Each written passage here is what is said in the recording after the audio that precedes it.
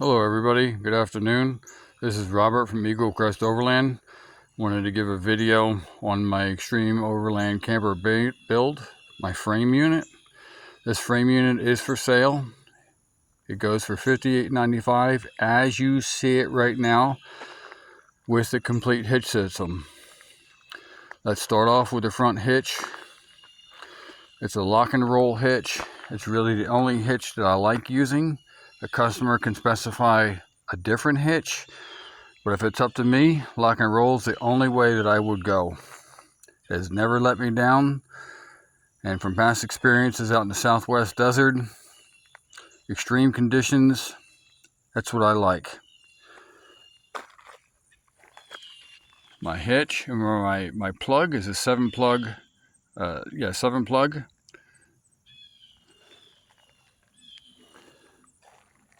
Your chains get attached to that. Curtis jack. You can either decide to go with that simple jack, or you can go with a wheel jack. That's entirely up to you. The HIN numbers on there. All my frame members are 2 by 3 by 1/8 inch wall. My rock guards are 1.5 by 1.5 by 1/8 inch wall. The mounting plates for that, they go onto the frame itself, are 1/4 inch. All my bolts are grade 8 bolts. Your wiring harness, you have a hot lead, your big black coiled up wire there to charge the refrigerator or keep the refrigerator going when you're on the road. The secondary hot lead, the green one, is for additional lights if you want to use it. Again, the pulls off the truck. You can wire it to the batteries, if you so be it, that are inside the unit, however you decide to do that. The front tank is a 30-gallon freshwater tank. Back tank is a 15-gallon. The water pump would be located inside the unit itself. My suspension that everybody loves. I can do airbags or I can do coils. I have not totally designed my airbag suspension yet, but that's coming. But I like the coils. I can tailor the coils to customers' needs on weight loads and things like that. Those coils are 925 pounds each. You've got your retention strap there, dual gas shocks. Don't have to go with dual, but again, if you go where these units are designed to go, if one fails, you always have a backup. You have a redundant system.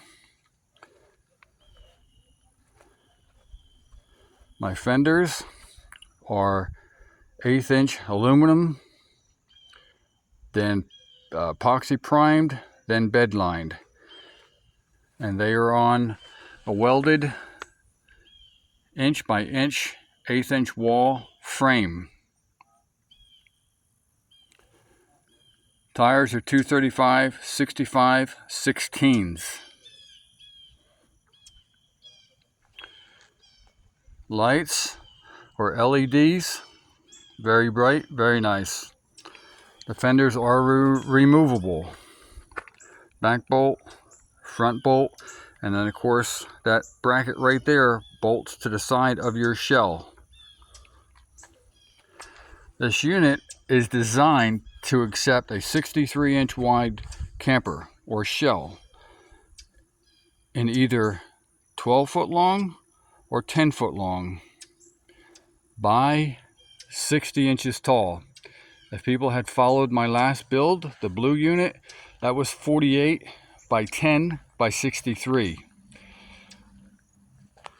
If I build a shell, it will be laid out exactly like the blue unit. But I will not do a pop top on this one. And it will not be a rear entry, it will be a side entry door. You're running 2 arc stabilizers. They are stabilizers. They are not jacks. But if you had a flat tire, you can use it as a jack to change the tire. You've got 2 oh shit hooks in the back, just in case. The tire rack is rhino lined, sandblasted, epoxied, then rhino lined. Your rock guards are sandblasted, epoxied, and then rhino lined. Fenders, rhino lined, inside and out.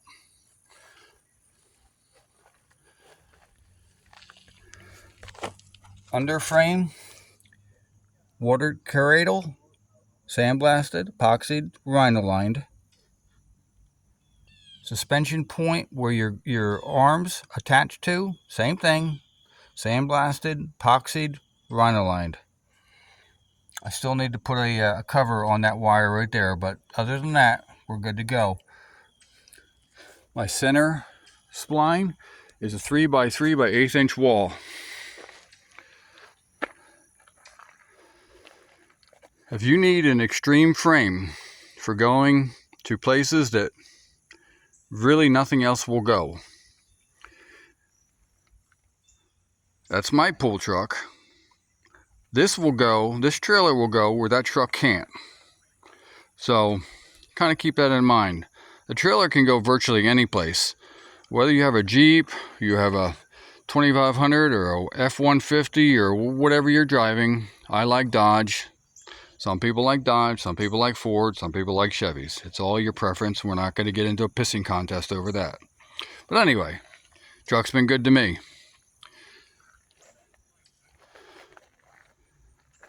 So right here is where the refrigerator, sink, generator box will go.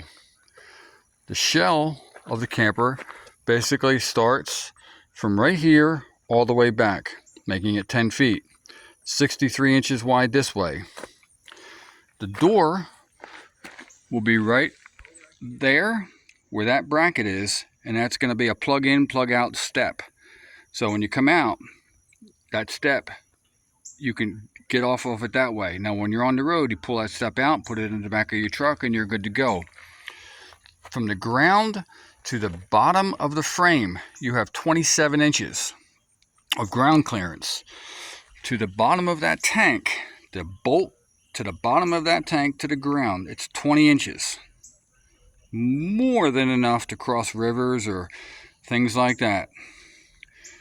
So if you got 27 inches of ground clearance on the frame, the shell, if you cross a river deeper than 27 inches, yeah, I'm not sure what's going to happen to your tow vehicle, but the camper would be fine because of the way I build my shells. I used to be a tooler for Bean. Actually, I was part of the team that created the first Bean production camper in Salt Lake City, Utah for Sterling ATM. That was years back. While I was working for Bean, I was also building my own Overland squarebacks there. They didn't have a problem with it, and I really didn't care if they did or not. But I've built 5 of them there, 1 here in North Carolina, and then this is going to be my next one. So again, if you need an extreme overland frame and it fits within your budget, which is $58.95, this is the unit. Now if you want junk, go to Home Depot, go to Lowe's, go to Harbor Freight, and well, that's junk. If you need a serious frame for a serious project that you want to build and you only want to do it once, and you know that you're going to take your unit into some really precarious places, then this would be it.